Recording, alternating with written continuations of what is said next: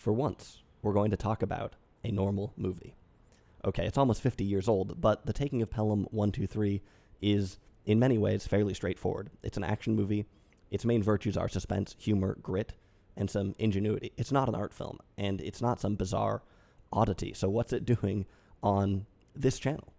Well, this week we're going on an expedition. We're going to dig deep and really zoom in and see if we can find a few interesting things about a movie that isn't necessarily made to make you think. Now, I don't mean that in a bad way. I really like this movie, and I would recommend The Taking of Pelham 123, the original, at least, to just about anyone. I'll tell you a few of the things I like about it, but then we'll get into the subtext that seem to boil up from under the surface, and hopefully some bigger ideas.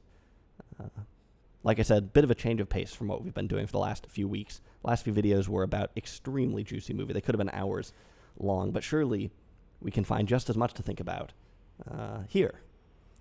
So first of all, this movie has a great cast, an iconic cast, with a lot of big actors that give us exactly what we want, and a bunch of really vivid character actors that give the movie a lot of texture. The big three in this movie, Walter Matthau, Martin Balsam, Robert Shaw, they're all great. Fun fact, Robert Shaw had 10 kids. Not so fun fact is that he died in 1978, a few years after this movie came out. Aged just 51, died of a heart attack. These actors all have slightly different backgrounds, but they really come together here.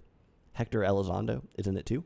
There's a ton of great characters. James Broderick is in it. That's Matthew Broderick's father.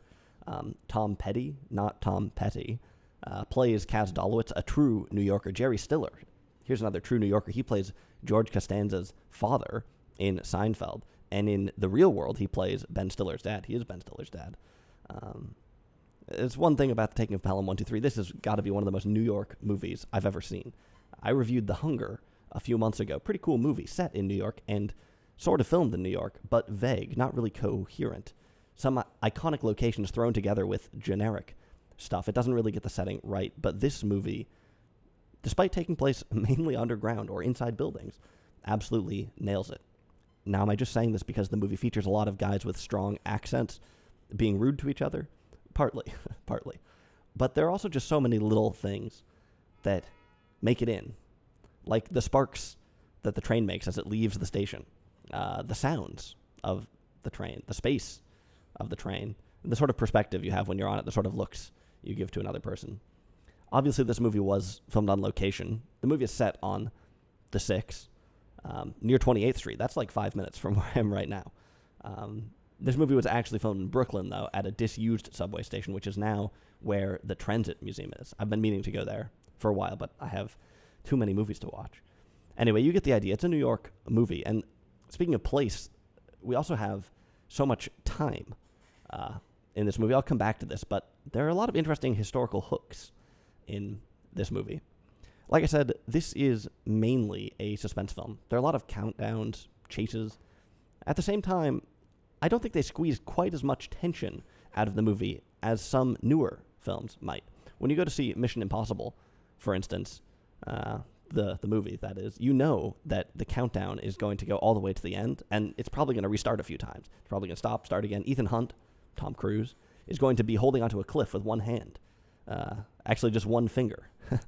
Just part of one finger. You get the idea. They throw just about every gimmick they can. They have to keep doing this. They have to keep outdoing themselves. And I mean, this is what people are expecting to see. I'm not complaining. It's part of the fun, I guess, to see how they're going to ratchet it up again this time.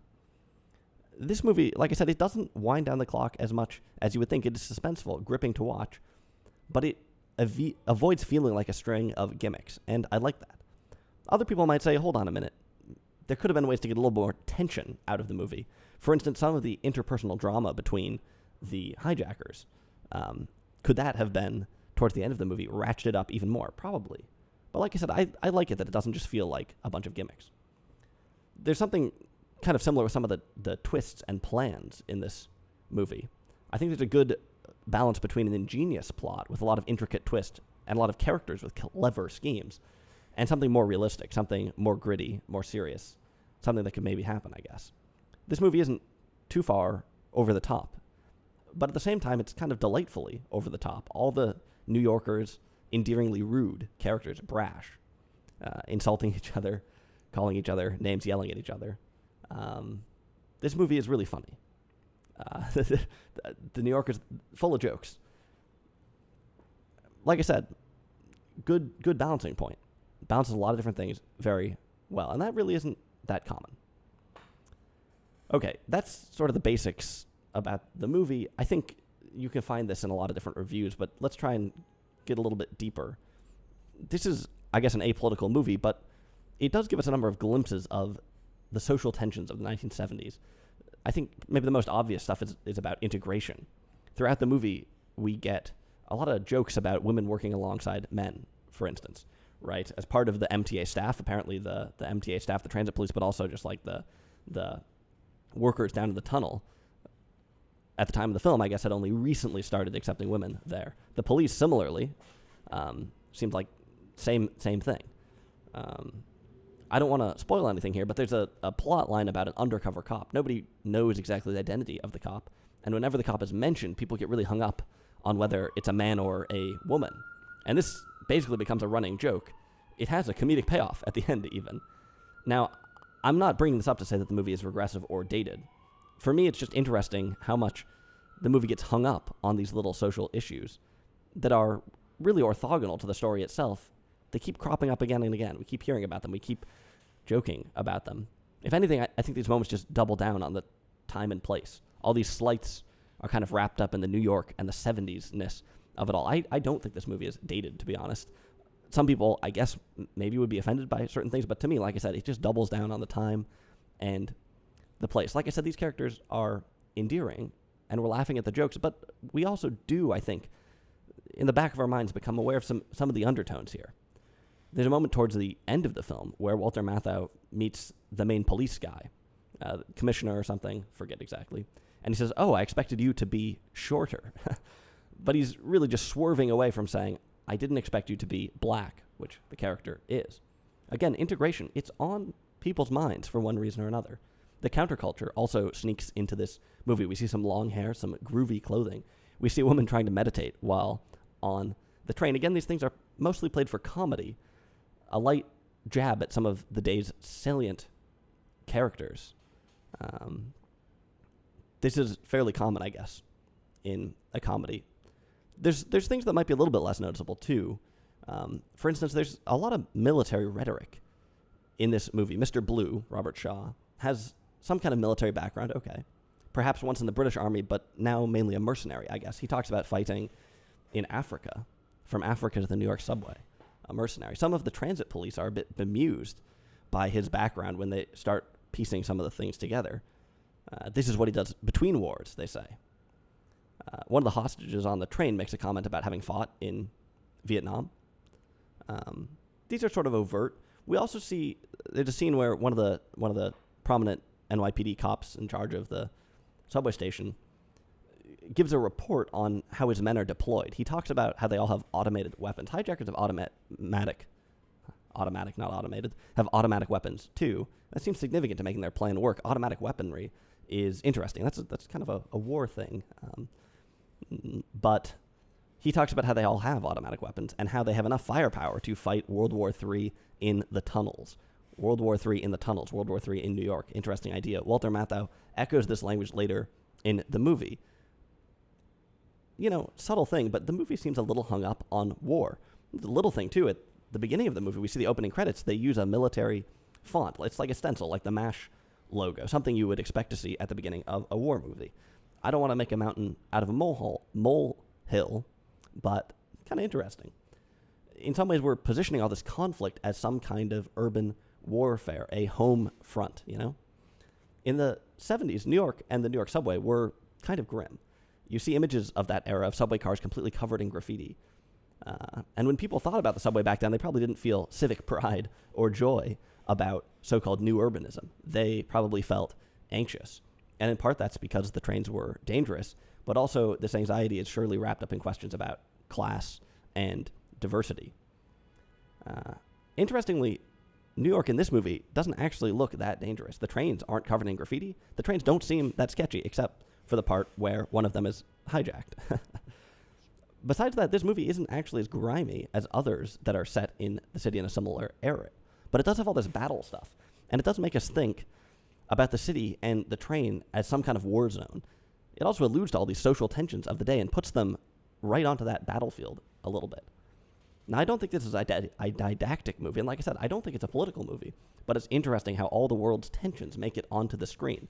Was this intentional? I think so. Maybe it's really just as a comedy. These are the things of the day, scoring the hits off the things that people, the images that were out there, the images that resonated with people, subconscious salience. See if we can go deeper. One person can't really declare war on another person. Wars are geopolitical events. They happen between nations. That might seem like a non sequitur, I guess, but I think hijacking is also a strangely geopolitical crime. Crime in movies is a big subject. There's all sorts. Often crime is in some way didactic, particularly in classic movies. I won't go down that rabbit hole. But if you think about New York in the 70s, the crimes that are being committed there are almost always on a smaller scale. One person robbing another. These are people who are struggling with poverty, maybe with addiction, social, cultural conditions. Maybe there's gangs. Maybe there's something more organized. But point is, nobody is really hijacking subway trains. Here we get something completely different. Martin Balsam is a local, but all the other hijackers are notably international. They're mercenaries. They're professional criminals. Mr. Blue would almost be at home in a James Bond movie. All that's missing is a reason for him committing the crime. In a Bond film, there would be some outlandish international conspiracy. Here, there's really nothing. We assume it's for the money, I guess. No other explanation. Like I said, this movie does a good job balancing something gritty with something more fun, and this is another example. The crime itself is gritty, terrifying, but it's also a little bit quirky. Mr. Blue is very serious, but Robert Shaw also has this over-the-top characterness to him. Like I said, almost like a Bond villain. This over-the-top characterness to him, right? I think in something like James Bond, the outlandish conspiracy is a bit of an escape hatch. We don't have to worry about any of this happening to us because we aren't secret agents. And if these bizarre crimes actually do exist, they exist in secret. We'll never encounter them. But here we have a relatively unmotivated crime, calculated, but unmotivated. Except for money, I guess. And it's a crime against the public. The motivations, let me put it this way, are mundane. Right? Money. It's mundane. And it's a crime against the public, a crime on the train during your daily commute. This is much more confrontational, I think. And there is some kind of a existential anxiety here, surely. At the same time, this movie is a comedy where people are constantly making jokes around all these little tensions. Like I said, I think it's no wonder why this is salient. This isn't some preachy movie saying, oh, just laugh it in the face of social upheaval. But it does give us an interesting picture of social upheaval and people making do, coping with it the most New York way possible. Hijacking is strangely geopolitical, hijacking itself. Like I said, it's not really a crime committed by locals. Hijacking of airplanes was actually pretty common in the 60s and 70s. Usually the destination was Cuba. This is mentioned here a couple times. They say, how are they going to get out? Oh, they're going to fly the train to Cuba, right? There's another thing, by the way, conspicuous shadow of the Cold War in this movie. Speaking of war, the Cold War. There's a funny story about Alan Funt on an airplane. Alan Funt was the guy who started Candid Camera. Some people talk about that as one of the first reality television shows. Fairly well-known character back in the day when Candid Camera was extremely popular. He was at one point flying on an airplane, I think in the 70s, I forget when this was, and the plane was hijacked. The hijackers wanted to fly to Cuba, and Alan Funt was on the plane. All the passengers saw him and said, oh, no need to worry. We're all on Candid Camera. This is great. Hilarious. And he said, no. This is the real thing. That may be apocryphal, but that story is something you hear from time to time. Point is airplane hijackings were actually fairly common. D.B. Cooper, Thanksgiving 1971, perhaps the most well-known one. And also, hijackings were international, right? People wanting to leave the U.S. and go to Cuba. Like I said, you don't hijack a plane to sell it. You don't take this plane just to go to another state or whatever. You need to get out of there. So this is an international crime. It's not at all like the crimes that are typically happening on the streets in the 70s in New York. Totally different scope. interesting to think about this as a precursor to terrorism, of course. I think that's maybe the only reason to watch the new version of the movie is to see how the narrative changes after the so-called war on terror starts. The movie also maybe embraces some of the racial dynamics a little bit more strongly, which is interesting. It might be interesting to see how those compare. I haven't seen the new one. I'm not going to watch it, but those are things I'd look for.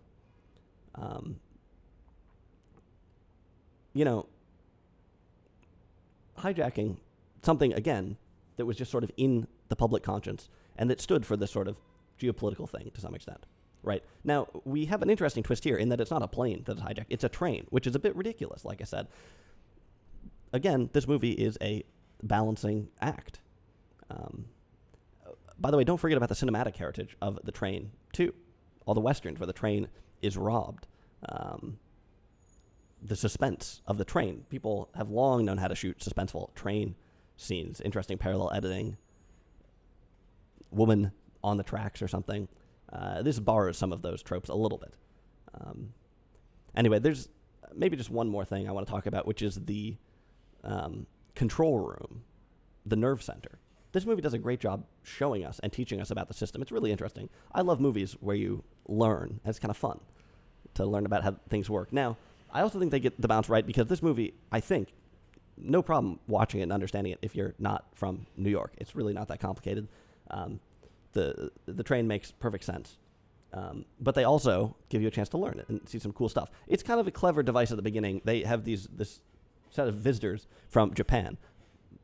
By the way, another piece of anxiety here. These are visitors from the Japanese metro. These days, of course, the New York City subway and the subways in Japan, I mean, there's no comparison in terms of quality of service, consistency, scheduling. Japan just seems leaps and bounds ahead of New York. It's interesting. I don't know in the 70s what that would have been like, but it's interesting that they come here to observe New York in the 70s. Some anxiety about Asian competition, I guess. Anyway, this ends up being kind of a clever plot device because it allows Walter Matthau to give kind of a really corny exposition. He's almost hamming up how corny it is because he thinks none of them speak English and it doesn't matter what he said. So he's kind of goofing around and, giving sort of a cornball description of how things work. This is the introduction to the film. We can slip the exposition in there without it seeming too cheesy. The control room is an interesting thing. I think it's kind of similar to the telephone switchboard, which is a common thing in classic movies. What is the role of the telephone switchboard? Very interesting question. Is it to accentuate, revel in the complexity of the modern world? Is there some human touch to it? Or is the idea that the operators are subsumed into the machine, that they're just cogs in some technological system?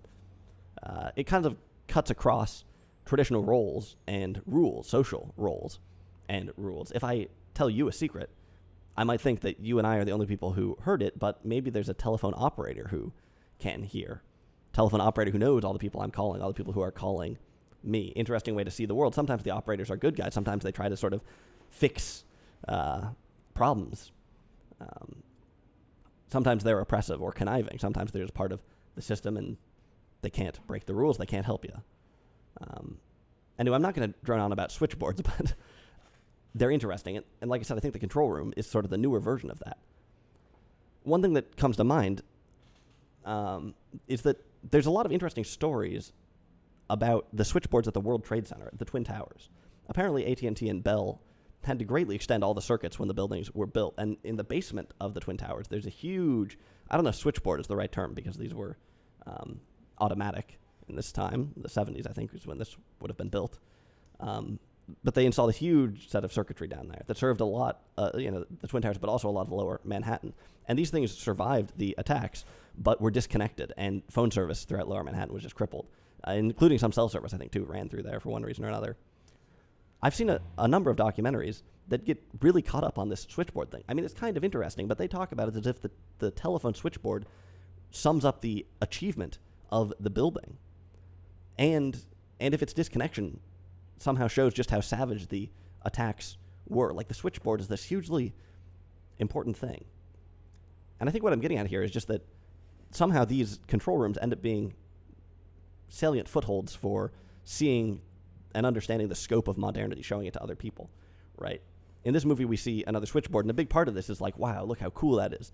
Check it out, right? There's tons of movies where it's like, you know, we hacked into the system, and it's like, you think about like even the Italian Job, the new one, where they are able to hack into like the traffic light system or whatever, and you see the control room for all the traffic lights. It's like, wow, look, the world is so techy and cool or whatever. That's one angle on it. And, you know, we see some like close-ups on the boards a little bit in this movie. Like there's a close-up that shows us like, oh, look, they can track where the train is from the control room. That's so cool, right? Ironically enough, this system is now totally outdated, being replaced. It turns out you don't want the track to keep track of the train is. It's much better to have the train keep track of the train, where the train is, and then relay that information. Anyway, movies that have close-ups of like technology, like screens or like these displays, usually there's the modernity connection right there, and here's no different. Of course, in this movie we also see how kind of dysfunctional the whole system can be, how there's all these people that it depends on, how it can start to break down. So I don't know. I mean, this isn't a finished thought on the switchboard, but I think this is a salient location, and it's like, it's no surprise that it's like kind of this cool action-y thing is that we have the switchboard and like the control center. It shows up across a bunch of different movies, way newer ones, way older ones, about this idea, this sort of omnipotent thing, this way where the technology is sort of behind the scenes of everything and running everything. Interesting. The final thing I'd mention, by the way, is that both phones and trains, of course, are circuit-switched networks, meaning that the network controls the traffic, as in the layout of the... You pick the route, and then the traffic just sort of flows down it, unlike something like the internet, where each packet... This is a packet-switched network. Anyway, each packet controls where it goes, more or less. Okay, whatever. I think that's most of the thoughts. In a lot of ways, the things that we're thinking about when we think about a movie like The Taking of Pelham 123 are similar to the things that I think about when I watch something like Annette. Even though that's like a way juicier movie in some ways, it still, in a lot of ways, comes back to all these undertones, all these things in the world, and how they're showing up in the movie, I guess. Or that's one aspect of it. I think one of the differences is that movies like this, it's often just much more understated. There's much less of a moral to the story, and it's much more... It's more about just seeing the salience of, you know, certain new technology, or the salience of everyday events that make the movie sort of with the times, that make the movie fit in, that sort of nestle it in all the things that are happening in the world, and that when you watch it now, give you a sort of interesting little perspective. So hopefully that's like somewhat interesting.